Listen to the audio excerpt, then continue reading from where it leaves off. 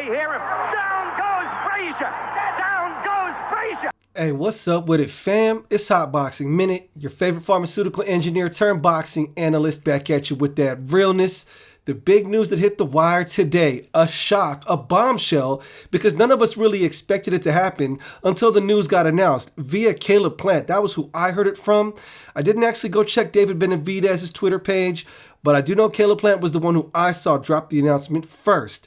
And this is what everyone's been talking about all day. Caleb Plant and David Benavidez apparently have both signed the contracts, and they will be fighting each other in a super middleweight interim WBC title belt fight in the first quarter of next year, maybe second quarter. Actually, I can't say which quarter. We just know it's happening in 2023.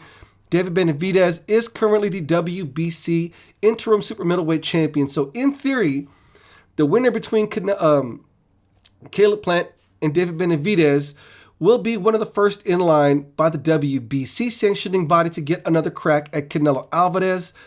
This news came at such an opportune moment. The Terence Crawford, Errol Spence negotiations totally collapsing have been consuming the online boxing world for the past few days. It was a battle royal yesterday on the Twitter spaces, in all the online blog spaces, on Reddit, on YouTube.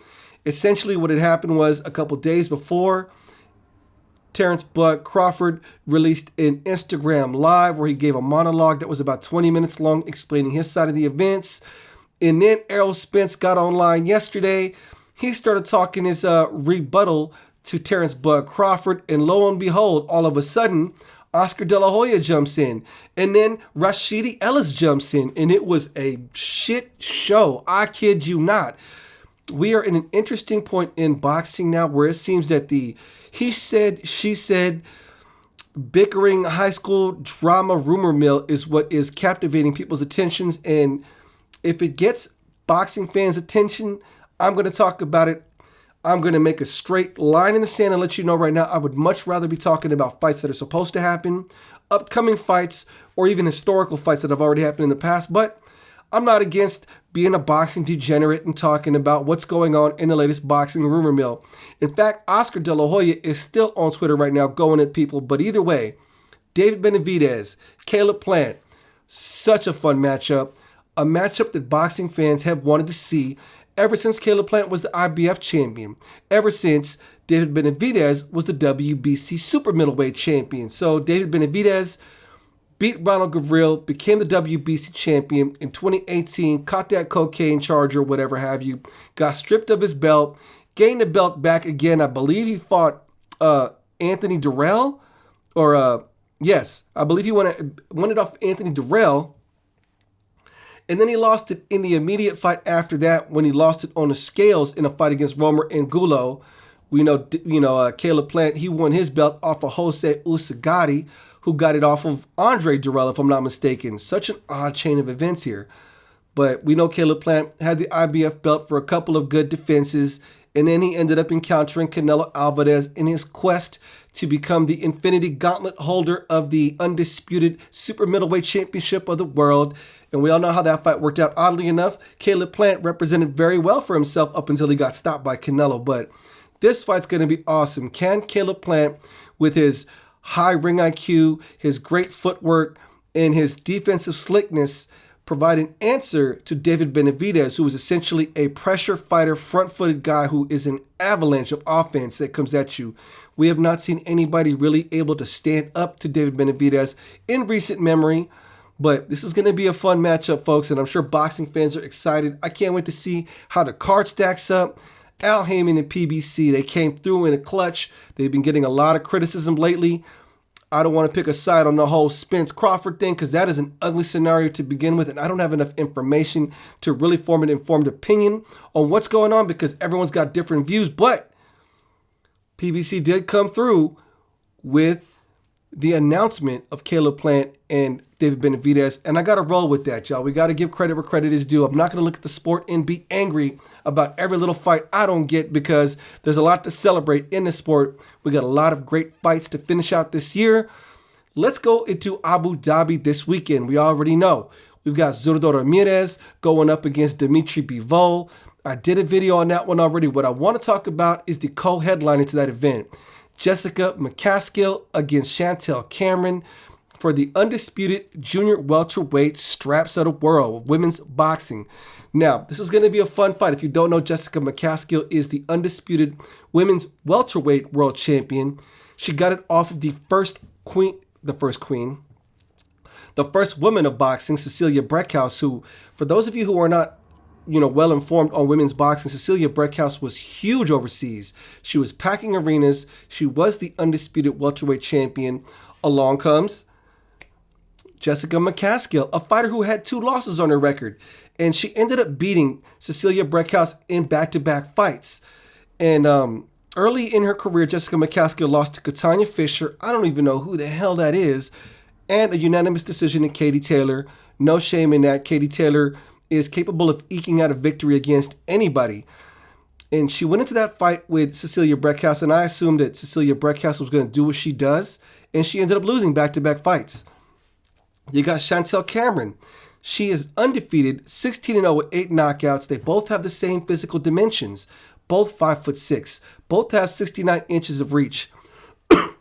In that their reach is the same, I would have to give the advantage to Chantel Cameron in that one because she has a much more educated jab than does Jessica McCaskill. Now, the fun part about Jessica McCaskill, I'll be honest, I actually was against her, not bet, but I was assuming in her last fight that Alma Ibada would win simply because I'm friends with Raquel Miller. Raquel Miller beat Alma Ibada. We sat down, chopped it up. I thought Alma Ibada, who was a natural middleweight, was going to be too big against Jessica McCaskill.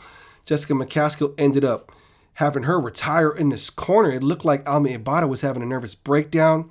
Craziness. And, the other fights before that, I was definitely in Jessica McCaskill's favor. Jessica McCaskill is a pressure fighter, folks. She really has no frills. Excuse me. She likes to press forward. She's definitely a heavy front-footed fighter. Terrific overhand right. Applies relentless pressure that breaks people down. Everyone, you look at a fighter like Jessica McCaskill and you think, oh, it's easy. She just windmills and throws, but nobody has been able to figure out her formula or have a formula to beat her. You got Chantel Cameron, who is very, very mean. Jessica McCaskill's overall record is 12-2 with 5 knockouts. Chantel Cameron is 16-0 with 8 knockouts. Chantel Cameron has a higher knockout ratio than does Jessica McCaskill. And Chantel Cameron has a deep amateur pedigree. And I think that's going to be one of the main deciding factors here. Jessica McCaskill, for all of her great abilities, her multiple title defenses, and her crushing offensive power, Chantel Cameron has very high ring IQ, better educated footwork, and that educated jab. Both of them are spiteful punchers. Folks, make no mistake about it. If you are not a fan of women's boxing, you want to start paying attention to it, especially with these big card events. I was just at a Golden Boy event last week. Adeli Musinho fought Utica from Argentina, and it was a great fight. You got this fight with Jessica McCaskill and Chantel Cameron. Both of these girls are very vindictive, very angry fighters, very spiteful punchers when they're inside that ring. So it's going to be fireworks. And depending on how Zurdo Ramirez and Bivol play out, this fight might upstage that fight, albeit they only fight for 2-minute rounds. I think it makes for great action because it pushes the action. But you got Chantel Cameron, who is currently a unified junior welterweight champion. She has the WBC, IBF, and the ring. Here's the catch. The vacant WBA and WBO belts will be on the line. So Chantel Cameron is the unified junior welterweight champion, 140 pounds. Jessica McCaskill is the 147-pound undisputed champion. McCaskill's belts will not be on the line. The only belts that will be on the line will be Chantel Cameron's 140 undisputed straps, including the 2 WBA and WBLs. There is no undisputed champion at the moment because those 2 belts are up for grabs in this fight. Whoever wins this fight, it just opens all kind of doors for possible fights. Chantel Cameron could win. If she wins, she's the undisputed junior welterweight 140 champion. She could fight Katie Taylor. Katie Taylor's huge out there in Ireland. Chantel Cameron has a huge following out there in the UK. That'd be a big fight. Should Jessica McCaskill win? Shoot.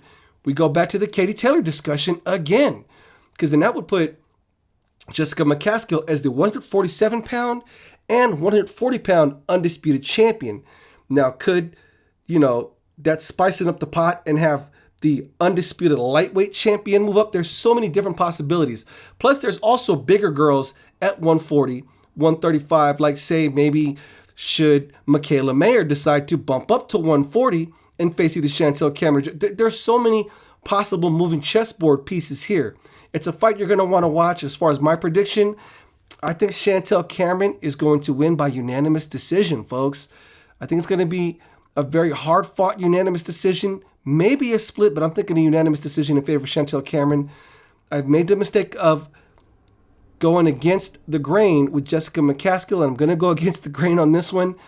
Something about instinctive sluggers like that, for some reason, I'm always going to go against, even though clearly the formula has won up until this point. But I think Chantel Cameron is mean enough to be able to keep Jessica McCaskill's tidal wave of offense at bay. Boxing community, for those of you invested in what's going on with Jessica McCaskill and Chantel Cameron, how do you think that fight plays out? Let me know in the comments section. Hit that like button if you've not already done so.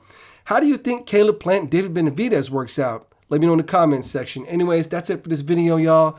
This is Hot Boxing Minute, the future of boxing analysis on YouTube and TikTok. Peace.